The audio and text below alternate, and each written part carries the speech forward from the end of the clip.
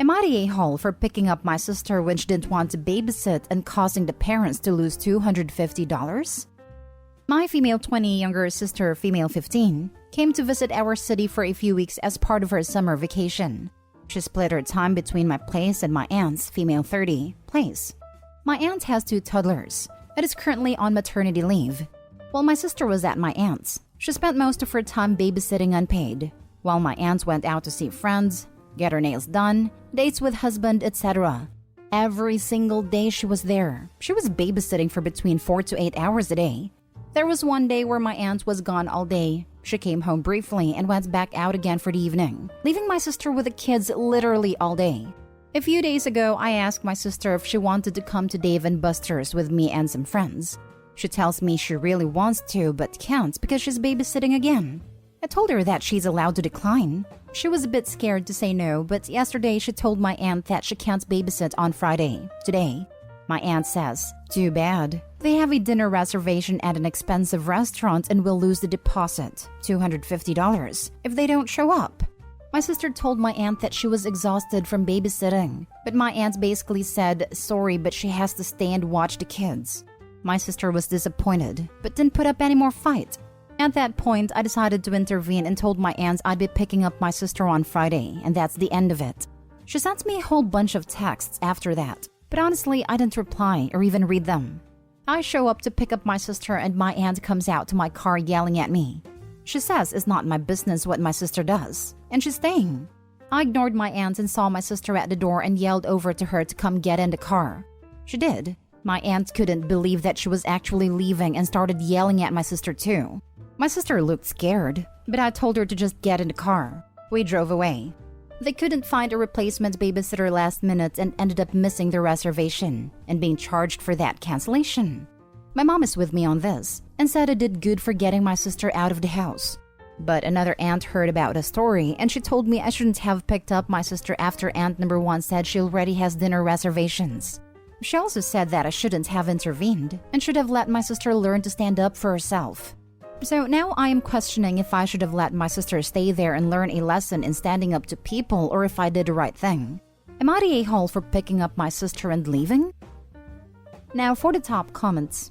Not the a-hole. I'm glad your mom is on your sister's side. She should learn to stick up for herself? She's 15 and being taken advantage of by her adult aunt. You did the right thing. Edited to add, the person who needs to learn here is your aunt, not to take advantage of her niece. The mom could also file against the aunt for not paying the little sister for performing childcare. Do they realize that? Not the a-hole, and thank you for doing that. Your sister is not free babysitting and not at the whim of your aunt. Also, shouldn't your aunt be bonding with the kids? Not sure how long maternity leave is where you are, but even a year. I'd expect the mother to be with baby a little more. I know parents need breaks, but a whole day? Not the a-hole. 18 months maternity leave. I don't have kids, so maybe I don't know how hard it is. But I was starting to feel like the babysitting was excessive, especially since my aunt has been off work for almost a year already and gets lots of help from her in-laws with the kids. I just didn't think it's my 15-year-old sister's responsibility for helping my aunt so much on her summer break. Not the a-hole, but why was your mother allowing this to happen? Not the a-hole. Yes, of course your 15-year-old sister needs to learn how to stand up for herself. All 15-year-olds do. And you know how they learn that? By having an adult, like yourself, model how to set boundaries and not let them be taken advantage of. She needed you to do this, so next time she can do it herself. I'm glad your mom is on your side and your sister's side. You did good. You're a great big sister. Your aunt sucks and is cheap AF. If she can't afford a $250 deposit for a reservation, she can sure as heck afford to pay a babysitter. Next story is titled, Am I the a-hole for telling my mother-in-law why I'm filing for full custody? My 28 female ex-boyfriend Mark, 30 male, has a girlfriend Janet, 32 female. Janet isn't a very family-oriented person and hates kids, which is ironic because me and Mark have a daughter, Cora. Recently, a situation came up where Janet tried to punish Cora by locking her out the house. We all lived around forests, so anything could have happened to her. Cora called me and I ended up picking her up and calling Mark because Janet wasn't answering the door. I called Mark and told him what happened, and he told me to at least listen to Janet's side of the story. I told him I didn't care about her side because there's no behavior that could allow an adult to lock a 12-year-old out the house. It's honestly appalling to me. I ended finding out the full story and my mind still didn't change about how I felt. I talked to my daughter about how she would feel if I were to file for full custody, and she said she didn't care as long as she wasn't around Janet. I told Mark that I was filing for full, and he told his mom and she started texting me on Facebook super angry. Apparently, Mark and Janet told a different story than what actually happened and excluded the locking out the house part to make me and Cora look bad. So I ended up telling Mark's mom, and she apologized. And from what I was told, she told Mark that he was a horrible father and wouldn't talk to him if he decided to continue the relationship between him and Janet. Mark is now saying that I'm a bad person and a bad mom. My sister thinks that I went too far and the situation could have been talked about. Now for the top comments. Not today, Ho. She locked your child out of the house. That is not appropriate at all, but especially not as a punishment. Janet did something that endangered your child, and she knew it was unreasonable, which is why she and Mark are lying to everyone. Good for you for protecting your kid, and your daughter's grandmother is a good one. Also, OP needs to file for emergency protective custody until the hearing for full custody so the child doesn't have to go back. Not the a-hole. As part of the emergency protective custody, OP should also file a police report. I'm not a lawyer, but how can it be legal for someone to lock a minor out of their home? My mother did it to me at about that age, except I was naked and it was January or February in Wisconsin, so cold and snowy. I started screaming for the neighbors, and she, being a former social worker, let me back in real fast. A few winters ago, someone in our neighborhood did that and a child passed away. Never lock a child out of the house, no matter the weather. It's horrifying that after being a social worker, she thought that was in any way appropriate. I'm sorry that happened to you. Not the a-hole. You're right, and this has nothing to do with where you live. There is no situation that warrants locking a 12-year-old out of their own home. Not ever. That's mistreatment/neglect. Period. And as someone literally old enough to be your mom, I'm so sorry. Because that must have been genuinely terrifying for Cora and horrible for you to hear as a mom. It's one thing not to get along with someone or to have reasonable parenting disagreements, but I cannot imagine how frightening it must be to find out that someone to whom you have entrusted the safety of your child has abused that responsibility so egregiously. You don't need to like Janet or even get along with her or Mark, but you absolutely have a right to know that when Cora is at their home, she is safe. And she is not safe with an adult who thinks that it is appropriate to lock her out at the age of 12. You're right to file for sole custody. This is a safety issue. You are clearly not the a-hole. Next story. Am I the a-hole for saying my stepdaughter is not entitled to my late ex-wife or daughter's money? I am married to Ashley and our girls from previous relationships are both 17. My ex-wife was Sam. She and I were never a great couple, but we were great friends and great parents/co-parents. So we stayed very close after the divorce, and I was aware she had started saving for our daughter's future education.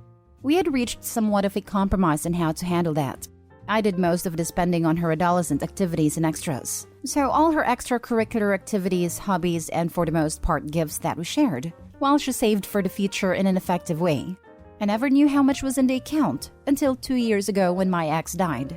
It was then I learned she had saved a hefty amount, and that aside for allowing for her funeral expenses, she had left money for our daughter to use as she saw fit outside of the college money. Ashley and I married 7 years ago, and at the time we had discussed money for the girls, etc. I explained I was not saving, but my ex-wife was. She had not started anything for her daughter at that point, and her ex was not saving either. So we started to put a little by when we could, but we were never able to save huge chunks at a time. After Sam died, money became a much larger issue. Ashley was upset to learn my daughter had a considerate amount more than my stepdaughter for college, and that she had money to spare. It only became a bigger deal this past May. My daughter told me she had decided to do community college in her mom's hometown so she could be close to her grandparents for a while, and could still follow her dreams. Ashley then brought up how some of that money could go to my stepdaughter. I told her no. that it was not our money. And even if she tried to suggest that it would be mine seeing as my daughter is a minor, I pointed out that it would be stealing to just take from her. And I had never contributed to that fund directly, and it would be taking my ex-wife's money. Ashley went off about Sam putting so much away when she knew our daughter had a stepsister, and how she was selfish to make her so much better off than her only sibling. I told her she needed to get over that, because Sam only had one child to think about, and it wasn't her job to think about my stepdaughter, or even any bio kids I could have had after our divorce. Ashley told me to think about my stepdaughter. I told her my stepdaughter is not entitled to my daughter's money or my ex-wife's money, whichever way she wanted to look at it. She asked how I could be so callous about her daughter's disadvantage. Am I the a-hole? Now for the top comments. Not the a-hole. Your ex-wife saved it for your daughter, not the stepdaughter, so she's not entitled to any of it. Those were my thoughts. Those are the facts. It's not even yours. It was saved by your ex-wife for her daughter. I think she would turn in her grave if you caved in and used some of it for your stepdaughter. Not the a-hole. Sam saved for her daughter. Her only daughter. Not for a stranger's kid who she had no responsibility for. Don't punish your daughter by taking away her college fund that her mother set up for her, just because your wife doesn't know how to make good financial decisions for her kid. I would never take from my daughter. I would also never expect Sam to have saved or given money for my stepdaughter. Mostly, I was just questioning my own handling of saying no and staying firm, whether I lack more care/compassion in this matter. You're definitely in the right. That money is for your daughter and your daughter only. You handled it well. Not the a-hole, but definitely explain to your daughter that it is her money left by her mother. It seems like she has a good idea of what she wants to do with it. Maybe talk to her about financial responsibility and all of that as well. I feel like your current wife might be the type to try and guilt your daughter into giving up some of the money or sharing. I don't believe my wife would go that far. I do believe this might not be over with her and me, but it will change our marriage incredibly if she continues to push for this. My daughter wouldn't share with her stepsister. Neither would my stepdaughter. The girls are not close and don't have a sisterly relationship. It's fine, but they are not each other's biggest fans. I also have the kind of relationship with my daughter where she would tell me if someone was pressuring her. Still, have the conversation so she's forewarned. Look at it this way. Did you expect your wife to pressure you as she has over all of this? Now for the last story. Am I the a-hole for taking my daughter and son away for the weekend without my stepkids? I have 4 children. 2 bio children who are 17 and 15 and 2 stepchildren who are 12 and 11. I was a widower when I met my current wife 7 years ago. My first wife had passed 3 years before meeting my current wife, and she was a single mom whose ex was not in the kids' lives at all. So they came to see me as dad, and I love them. But I admit my love for them did come at the expense of my kids somewhat. Something that only truly stuck with me recently when my bio children told me they were done with any and all family time, that we were not a family, that they wanted to go live with their grandparents in another state. I was shocked. I had thought I had done a good job of being there for them and providing them with a family. We talked. They explained how to them my wife and stepchildren were not people they loved and considered family, and that by never getting time with just me, they felt like they had lost their whole family, that they did not consider it family time when we were all together. My daughter told me she was pretty much ready to leave and had even tried to graduate early, but due to her learning disability, she was unsuccessful. It was a huge wake-up call for me. I had sat and discussed what was going on with my wife, and I told her I wanted to take my son and daughter away for the weekend, just the 3 of us. It wasn't until I got back that my wife told me my stepchildren had told her they were very upset, and she decided it was unfair that I left them behind and made them feel like they were less my kids. They never said anything to me before when I spoke to them, but when I got back they told me they felt it was unfair and that I should be their real dad too. I explained we could do something just the 3 of us, but that my son and daughter needed some time with just me. I am making much more of an effort to make my bio kids feel like they have not lost me and that they can be honest and open with me. My wife wanted to do something with my bios while I spent time with my stepkids since we got back. My bio kids weren't interested, which turned into my wife being very upset and telling me again that I did a wrong thing taking my bios for the weekend but not my stepchildren. She said I showed my kids that she and my stepkids, are not family. I told her I could not change their feelings after the damage I did, but that maybe in time if they feel like they haven't lost me, they could have a better relationship with them as well. But I told her firmly I did what I needed to do for my relationship with my older 2 children. She said it should never come at the expense of the younger kids. Am I the a-hole? Not the a-hole, but your wife certainly is. It seems to me that while you were gone over the weekend with your kids, she stirred a pot with her kids, and that is why they're now saying what they're saying. You absolutely did the right thing, OP.